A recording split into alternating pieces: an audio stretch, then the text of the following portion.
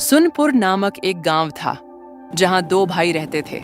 दोनों एक दूसरे से बहुत प्रेम करते थे, इतना कि वे एक पल के लिए भी एक दूसरे के बिना नहीं रह सकते थे। यदि देखा जाए तो इस दुनिया में उनका कोई अपना नहीं था। बड़ा भाई दिन भर कठोर परिश्रम करता, मजदूरी करता और संध्या के समय थक कर घर लौटता था। इस प्रकार वह केवल घर ही नहीं संभाल रहा था, बल्कि अपने छोटे भाई की शिक्षा का भी पूरा ध्यान रख रहा था। 2 भाई जरा बात सुन। हाँ भैया बोलिए, आपको कुछ काम था क्या? देख तू अच्छे से पढ़ाई तो कर रहा है ना? भैया बिल्कुल भी टेंशन मत लेना, मैं अच्छी तरह पढ़ाई कर रहा हूँ। अच्छा ठीक है, जा। रोज की तरह अनिल सुबह जल्दी उठकर खाना बनाकर काम के लिए निकलता है। पर जब वो रास्ते से गुजर रहा था तभी उसकी नजर एक सेकंड हैंड ऑटो पर पड़ती है और वो मन ही मन सोचने लगता है, काश मेरे पास भी एक ऐसा ही ऑटो होता तो मुझे रोज रोज ये काम नहीं करना पड़ता। और वैसे भी हमारे गांव में और कोई ऑटो भी तो नहीं है, क्या करूँ कुछ समझ नहीं आ रहा। इतना कहकर अनिल उस सेकंड हैंड डीलर के अंदर चला जाता है और वहां उसे सेकंड हैंड डीलर का मालिक दिखाई देता है और उसे अनिल पूछने लगता है, भाई साहब ये ऑटो कितने का है? और रोज मैं यही से आना जाना करता हूँ, पर मुझे तो ये डीलर कभी दिखा नहीं। आज ही मैंने इस दुकान को ओपनिंग किया है जी। बाकी बात रही इस ऑटो की, तो ये आज ही डीलर पे आया है जी। बिल्कुल लेटेस्ट मॉडल है, बस 8 महीना पुराना है। जिसने इसको खरीदा उसको सरकारी नौकरी मिल गई जी, इसलिए उसने इसको बेच दिया। बाकी आपको लेना है तो बस 2 लाख रुपया लगेंगे, और चाहो तो थोड़ा बहुत कम ऊपर हो सकता है। 2 लाख रुपए सुनकर अनिल एक पल के लिए चौंक जाता है। फिर मन ही मन वो कुछ सोचने लगता है, अरे इतने पैसे मैं कहाँ से लाऊंगा? मेरे पास तो सिर्फ 50,000 है और 1 लाख रुपए तो मैंने अपने भाई के अकाउंट पे रखा है उसके पढ़ाई के लिए। मुझे घर जाकर इस बारे में अमित से बात करनी होगी। बड़े भैया ये तो बहुत ज्यादा है, थोड़ा तो कम बताइए। देख भाई, मुझे बातों का खिचड़ी बनाना नहीं आता, मैं आपको 1,80,000 में दे पाऊंगा जी। बहुत देर तक दोनों बातचीत करते और आगे चल के दुकानदार 1,50,000 में मन जाता है। ये सुनने के बाद अनिल खुशी खुशी अपने घर के लिए रवाना हो जाता है। घर पहुंचते पहुंचते अंधेरा हो जाता है। अनिल घर पहुंचने के बाद सीधा अपने भाई के पास जाता है। अमित कुछ बात करनी है, इधर आ। हाँ भैया बोलिए। वैसे आज आपको आने में इतनी देर क्यों हो गई? रोज तो आप टाइम पर आ जाते हो। मैं आज काम पर नहीं गया, मैंने आज एक ऑटो देखा और मेरा बहुत मन है कि मैं भी एक ऑटो चलाऊं। कब तक मैं इस दिहाड़ी का काम करता रहूंगा? बस मुझे तेरे से 1 लाख रुपए चाहिए जो मैंने तेरे लिए जमा किया था। क्या तू मुझे तुम्हारे 1 लाख रुपए दे सकता है? कैसी बात कर रही हो भैया, वो आप ही के तो पैसे हैं, मुझे मांगने की क्या जरूरत है? नहीं भाई, वो बेशक मेरे पैसे हो सकते हैं, पर वो मैंने तुम्हारे लिए जमा किए थे। तू चिंता मत कर, बहुत जल्द तेरे 1 लाख रुपए तेरे अकाउंट में डल जाएंगे। ठीक है भैया, जैसा आपको ठीक लगे। अब कल जाकर ऑटो ले आना, मेरा भी बहुत मन है ऑटो में सवारी करने का, क्योंकि आज तक मैं कभी ऑटो में बैठा ही तो नहीं हूँ। कल तू स्कूल छुट्टी होने के बाद गेट पर मेरा इंतजार करना, मैं तुझे लेने आऊंगा। सुबह होते ही अमित स्कूल के लिए निकल जाता है और उसी के साथ साथ अनिल भी बैंक के लिए निकल जाता है और बैंक से पैसे निकालकर सीधा सेकंड हैंड डीलर पे पहुंच जाता है। ये लीजिए आपके 1.5 लाख रुपए। शुक्रिया जी भाई जी, हमारे दुकान से गाड़ी लेने के लिए। ये लीजिए आपका ऑटो का चाबी, आज से ये आपका हुआ। बाकी भैया जी इस पे 1 साल का वारंटी है, तो कोई भी दिक्कत हो तो मुझको कॉल मत करना। मजाक कर रहा हूँ। कॉल वही पे लिखा हुआ है नंबर, जब चाहो फटाक से मेरे को कॉल कर देना। और हाँ, टाइम पास के लिए कॉल मत करना जी, मेरे पास बहुत काम है। ठीक है बड़े भैया, अब मैं चलता हूँ। इतना कहकर अनिल वहां से चला जाता है और सीधे अपने भाई के स्कूल जा पहुंचता उसे लेने के लिए। और अमित स्कूल के गेट पर पहले से ही अपने भाई का इंतजार कर रहा था। कुछ दूर चलने के बाद अनिल स्कूल पहुंच चुका था और ये देखने के बाद अमित खुशी से झूमने लगता है। फिर दोनों वहां से खुशी खुशी अपने घर के लिए रवाना हो जाता है। अमित अब मजदूर नहीं रहा, वो एक ड्राइवर बन चुका था। अब क्योंकि गांव में एक भी ऑटो था नहीं, तो उसका ऑटो काफी धूमधाम से चल रहा था और ऐसे करते करते यूं ही समय बीतता गया। 5 साल बीत चुका था। अनिल अब बड़ा आदमी बन चुका था। उनकी अपनी मेहनत और ईमानदारी से बड़ा घर बनवा लिया था, जहां बहुत सारे लोग उसके लिए काम करते थे। बहुत सारी गाड़ियां जिनके लिए उसने ड्राइवर भी रख लिया था। उसी के साथ अमित भी बड़ा हो गया था। उसकी पढ़ाई भी पूरी हो गई थी और वो अपना कारोबार शुरू करने के लिए शहर की तरफ रवाना हो रहा था। ठीक है भैया, मैं चलता हूँ। आप अपना ध्यान रखना। ठीक है, तू भी अच्छे से जाना और किसी भी चीज़ की ज़रूरत हो तो मुझे कॉल कर देना। चल ठीक है, अब जा। ठीक है भैया। उतने में बस आती है और अमित शहर के लिए रवाना हो जाता है। शहर पहुंचने के बाद कुछ दिन बीत जाता है। एक दिन अनिल अपने बारंडे पर बैठा था कि तभी अमित भी शहर से वापस आ चुका था। अरे तू वापस क्यों आ गया? तेरा काम पूरा नहीं हुआ क्या? नहीं बड़े भाई, नहीं हुआ। वहाँ काम कारोबार करने के लिए बहुत पैसे लगेंगे। तो पैसे की टेंशन मत ले, मैं जितना चाहिए उतना दूंगा। ये सब मैंने इतने सारे क्यों कमाए? इसमें मेरा जितना हक है उतना तेरा भी तो है। उसके लिए तो हमें अपना सब कुछ बेचना पड़ेगा, तब जाकर कुछ हो सकता है। कोई बात नहीं, मैं अपना सब कुछ बेचने के लिए तैयार हूँ। तेरा कारोबार अभी शुरू करना ज्यादा जरूरी है। ये सब तो हम बाद में फिर कमा लेंगे। उसके अगले ही दिन अनिल अपने भाई के लिए सब कुछ बेच देता है। अब उसके पास सिर्फ उसका एक पुराना ऑटो था और उसने अपना घर भी बेच दिया था। तो वह गांव में एक छोटा सा घर खरीद कर रह रहा था। अब यूं ही कुछ दिन बीत जाता है। इन दिनों में अमित काफी बदल गया था। उसने शहर जाकर अपना कारोबार खोलकर खूब पैसे कमाए, पर वो अपने भाई के बारे में भूल चुका था।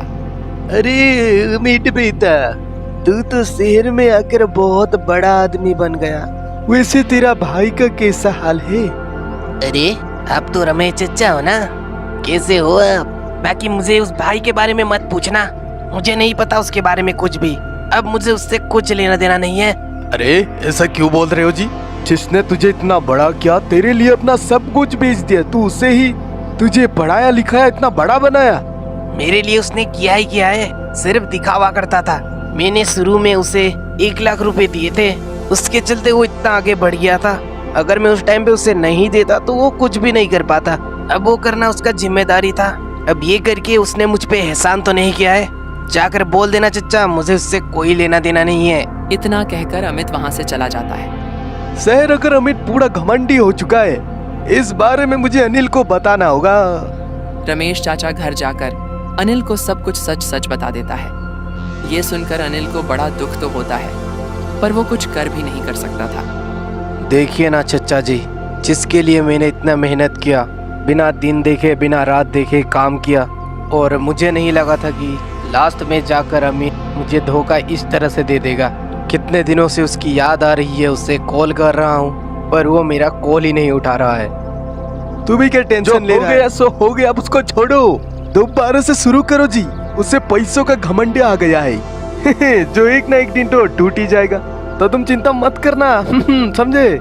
हाँ चाचा जी, अपने बड़े भाई को नहीं समझ पाया। कोई बात नहीं, मैं हार नहीं मानने वाला हूँ। मैं फिर से शून्य से शुरुआत करके दोबारा से वही मुकाम हासिल करके दिखाऊंगा। फिर अनिल रुकता नहीं, वो दोबारा से अपना ऑटो चलाना शुरू कर देता है। ऐसा करते करते दिन बीत गया। 4 साल बीत चुके थे। अनिल पहले जैसा तो नहीं, पर उसने अपनी घर की हालत सुधार ली थी। अपने लिए घर खरीद लिया था, बहुत सारे गाय बकरी भी ले ली थी, और एक लड़की से उसका शादी भी हो चुका था। दूसरी तरफ अमित का बुरा समय शुरू हो चुका था। उसका कारोबार घाटे में जा रहा था। ये सब देखने के बाद अमित टूट चुका था और अपनी किस्मत को कोस रहा था कि तभी उसकी नजर रमेश चाचा पर पाटी है।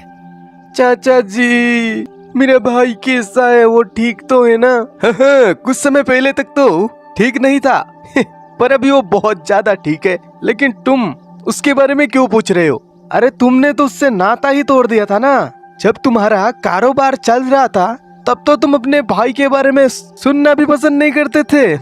और अब जब कारोबार बंद हो चुका है, तुम घाटे में जा चुके हो, अब तुम्हें अपने भाई की याद आ रही मुझे उसकी बहुत याद आ रही है। ऐसी बात नहीं है चाचा जी, बस थोड़े से पैसे देखकर लालच आ गया था, पर अब मुझे अपने गलतियों का एहसास हो चुका है। मैं किसी को मुंह दिखाने लायक भी नहीं रहा। अब मैं क्या करूं? मुझे वो सब नहीं पता बेटे। जिसने तेरा हाथ थामा तूने उसी का हाथ तोड़ दिया है। खैर छोड़ो, तुझे समझाना मुझे सर पे पत्थर मारने जैसा लग रहा है। जल्दी से मैं यहाँ से चला जाता हूँ। और हाँ, तू उसके दोबारा से जाकर जिंदगी बर्बाद मत करना। उतना कहकर रमेश चाचा वहां से चला जाता है। अमित को अपने गलती का एहसास तो हो गया था, पर उसकी हिम्मत नहीं हो रही थी कि वो अपने भाई के पास जाए। दूसरी तरफ अनिल तो अपने परिवार के साथ बहुत खुश था, पर जैसे ही उसे अपने भाई के बारे में पता चलता है तो उसे भी थोड़ा बुरा जरूर लगता है। अरे तू क्यों दुखी हो रहा है उस धोखेबाज के लिए? चाचा जी, जैसा भी हो वो मेरा भाई है, बुरा तो लगेगा ना। ठीक है, जैसे तुम्हारी मर्जी, लेकिन हाँ, एक गलती एक ही बार की जाती है, दोबारा भाई नहीं की जाती उस गलती को। तो इस बार थोड़ा संभल कर रहना। मुझे जो कहना था वो मैं कह चुका, अपना ध्यान रखना। उतना कहकर रमेश चाचा वहां से चला जाता है। एक दिन अनिल अपने बकरी और गाय को चराने ले जाता है। अनिल अपने गायों और बकरियों को चराने के लिए छोड़कर पैर के नीचे बैठा था कि तभी उसके सामने अमित आ जाता है। ये देखने के बाद अनिल पूरा चौंक चुका था। उसे अपने आंखों पर विश्वास नहीं हो रहा था। भैया जी, आपने शादी कर ली और मुझे बताया भी नहीं। क्यों आया है तू यहाँ? क्या चाहिए तुझे? फिर से मेरा घर उजाड़ने आया है क्या? एक बार मेरा जिंदगी खराब करके तुझे सुकून नहीं मिला जो तू दोबारा आ गया? सॉरी बड़ी भैया, मुझसे गलती हो गई, मुझे माफ कर दो, मुझे माफ कर दो। मुझे अपनी गलती का एहसास हो गया है। मैं तुझे तो माफ कर दूंगा, पर मुझे माफ कौन करेगा? मुझे लालच आ गया था, मुझे वहाँ नहीं रहना है, मुझे आपके साथ रहना है, इसलिए मैं अपना सब कुछ छोड़ के आपके पास आया हूँ। मुझे पता है मैंने बहुत बड़ी गलती की है, मैं आपको मुंह तक दिखाने लायक नहीं हूँ, पर मैं कुछ कर भी नहीं सकता था, इसलिए मैं आपके पास आया हूँ, प्लीज माफ कर दो। अनिल पहले तो इतना नहीं सोचता था। अमित जो भी कहता था वो खुशी खुशी मान लेता था, पर इस बार वो सोचने लगता है और बहुत देर सोचने के बाद। ठीक है, पर मेरी एक शर्त है जो तुझे माननी ही होगी, वरना तुझे यहाँ से हमेशा हमेशा के लिए जाना होगा। कैसी शर्त भैया? अब जो बोलोगे वो मैं करने को तैयार हूँ। ठीक है, मुझे पता है तूने आज तक खेत में कदम भी नहीं रखा है, ना ही मैंने तुझे रखने दिया, और तुझे ये भी नहीं पता कि हमारे पास जमीन कितनी है, इसलिए तू कल से मेरे पास जितनी भी बकरियां हैं, गायें हैं, भैंसे हैं, उसे तू चढ़ाने ले जाएगा, वो भी पूरे 1 साल तक। अगर तू ये कर लेता है तो मैं तुझे अपनी आधी बकरियां, आधे खेत, आधे जमीन दे दूंगा। अमित इस बारे में कुछ देर सोचता है। ठीक है भैया, अगर यही मेरी गलती की सजा है तो मुझे मंजूर है, कल से ही मैं बकरी चराना शुरू कर दूंगा। कल से नहीं, तुझे आज और अभी से ही ये काम शुरू करना होगा। इतना कहकर दोनों अपने घर चले जाते हैं। अगले दिन से ही अमित अपने काम पे लग जाता है। सुबह उठना, बकरियों को लेकर खेत जाना और उन्हें चराना, फिर शाम को घर ले आना, अब यही उसका जिंदगी का मकसद बन चुका था। ऐसे करते करते कुछ दिन यूं ही बीत जाता है। मुझे मेरे भाई के लिए बुरा तो लग रहा है, पर मैं कुछ कर भी नहीं सकता, मेरे पास बस यही एक रास्ता था। आज आखिरी दिन था। अमित बकरियों को चारा कर घर की तरफ जा रहा था। सुबह होते ही अनिल अमित को अपने पास बुलाता है और जैसा कि उसने वादा किया था, अपना आधा बकरी उसे दे देता है और उसी के साथ साथ आधे जमीन भी। फिर दोनों भाई खुशी खुशी एक दूसरे के साथ मिलजुल कर रहने लगता है।